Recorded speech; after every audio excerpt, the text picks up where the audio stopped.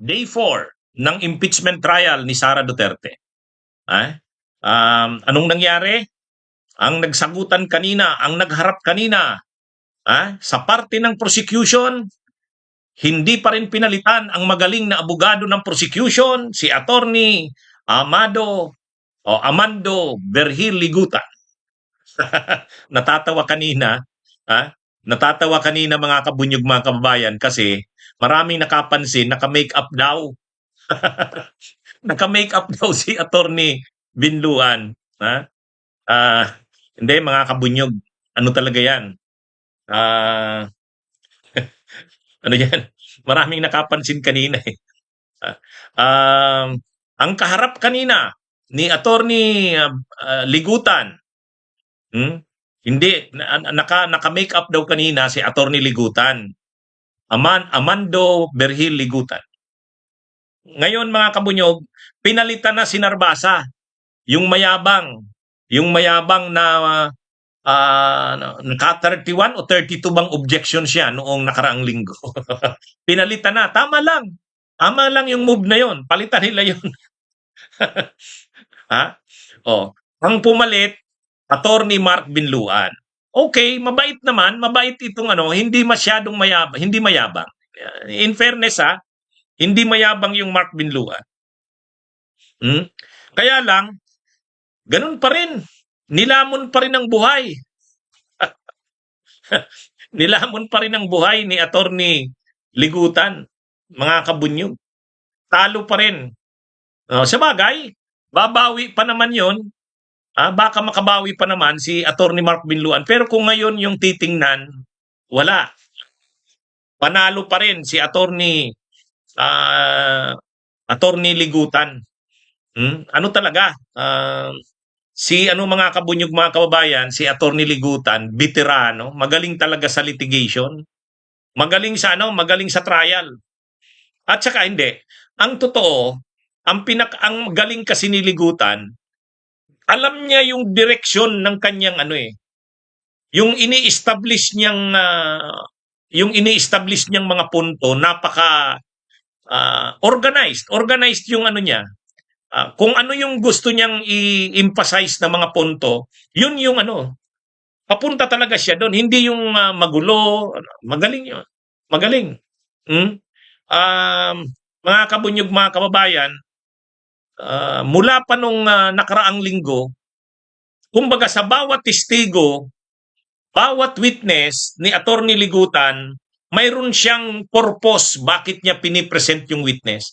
At yung purpose na yon, ano yung sasabihin ng witness na to, nai-establish niya talaga ng malinaw, hindi magulo. Hindi magulo. Ano yan mahirap yan sa isang lawyer. Mahirap yan mga kabunyog.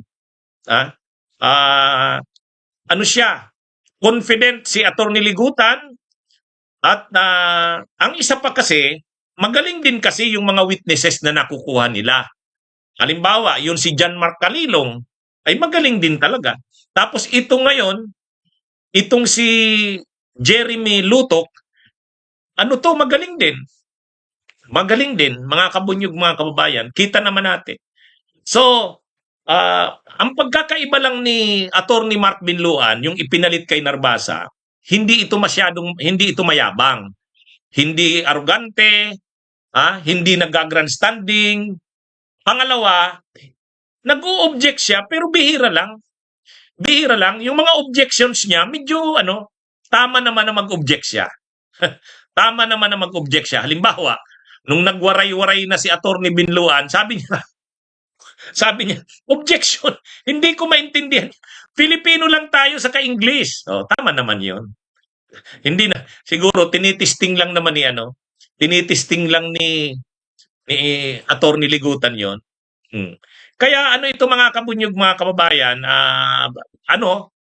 maayos yung kanina, yung flow, hindi masyadong nagyayabangan kasi nga yung abogadong iniharap ng defense, nagpalit na sila, hindi na sinarbasa. Ito? Medyo matino itong Binluan. Kaya lang, kung titingnan natin, talo pa rin siya kanina eh. Talo pa rin siya. Bakit? Bakit natalo? Ang concentration kasi nila Binluan mga kabunyog, ng defense, ito yung napapansin ko. Nagko-concentrate sila dun sa mga trivial, yung mga maliliit na bagay. Alam niyo mga kabunyog, yung mga maliliit na bagay, hindi na, ang pinag-uusapan dito, impeachment ng ikalawang pinakamataas na opisyal ng bansa. Seryoso ang mga issue sa kanya. Sagutin nyo yung mga issue sa kanya. Ang kinukonsentrata nila, Atty. Mark Binluan, yung mga typo errors. Tumutulong na nga si Amy Marcos eh. Tumulong na si Amy Marcos doon sa mga typo errors.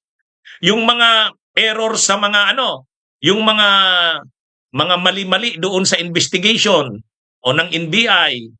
Yun yung doon sila yung mga pizza, yung timeline daw mali. Yung mga ganon. Typo errors. Doon sila nagko-concentrate eh. Hindi naman yun eh. Ang pinaka-issue dito, nagbanta ba si si Sara Duterte na ipapapatay niya ang Pangulo, ang First Lady, at ang dating Speaker? O yun muna. Nagbanta ba siya? Pangalawa, kumuha ba talaga siya ng assassin? Kasi sabi niya, kumuha siya ng assassin. Kumuha na siya ng tao, may kinausap na siyang tao. Doon ang issue. Tapos yung ginawa ba na yan ng Vice Presidente ay pasok sa grave threat? Yun. Doon mag-concentrate. Doon na dapat. Ang mga nakikita nito ni Atty. Mark Binluan, yung mga investigation report, yung mga pizza doon. Wala, yun. Hindi masyadong importante yun. Sa totoo lang mga kabunyog. Importante yun sa trial sa korte. Importante yun sa trial sa korte. Ito, impeachment court. Ang inaano mo dito, ang kinukuha mo, yung mga senator judges at saka yung publiko. Nanonood ang publiko eh. Saan interesado ang publiko? Interesado ba ang publiko doon sa mga maling pizza? Interesado ba ang publiko doon sa typo errors? Typographical errors? Hindi. Hindi doon interesado ang publiko. Interesado ang publiko at yung mga senator judges doon sa nagbanta ba talaga ang pangalawang pangulo? Seryoso ba siya sa banta na yon? Talaga bang intensyon niya na ipapatay ang pangulo, ang first lady? Yan yung issue doon. Doon dapat. Itong si Atty. Mark Binluan, doon na nakakonsentrate sa mga maliliit na bagay. Yun eh, hindi yun. Sige nga, yung mga tao ba na nanonood, yung publiko, after ba sila doon sa mga nakikitang mga mali doon sa report? Kasi may mga investigation report na pinapakita. May mga subpina na pinapakita, yung pagsubpina kay Sara Duterte.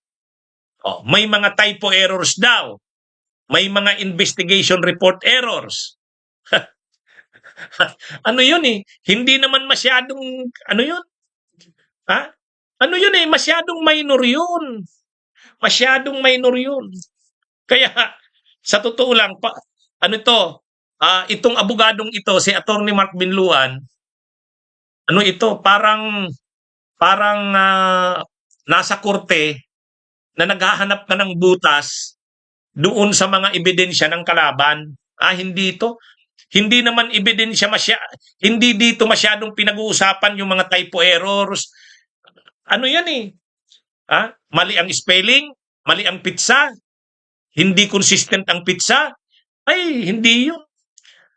Sa tao, sa publiko, ang tinitingnan nila, talaga bang guilty si Sara sa grave threat? Guilty ba siya sa grave threat?